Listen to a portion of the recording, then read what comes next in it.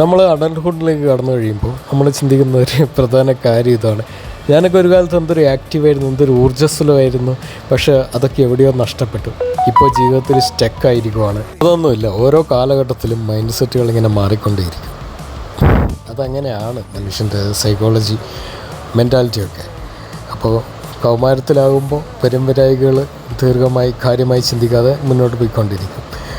അതിനു മുന്നേ നമ്മൾ പോകേണ്ടത് ചൈൽഡ്ഹുഡിലേക്കാണ്.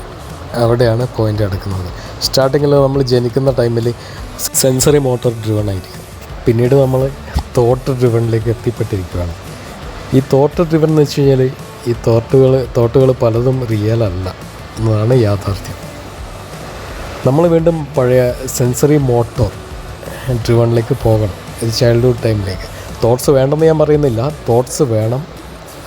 മൈൻഡിൽ കീപ്പ് ചെയ്യേണ്ട ചിന്ത, തോട്ട്സ് ആർ ജസ്റ്റ് തോട്ട്സ്. അതിൽ നിന്ന് എന്തെങ്കിലും മോഡിഫിക്കേഷൻ സ്വീകരിക്കാനുണ്ടെങ്കിൽ അത് സ്വീകരിക്കുക, അല്ലാതെ കളയുക.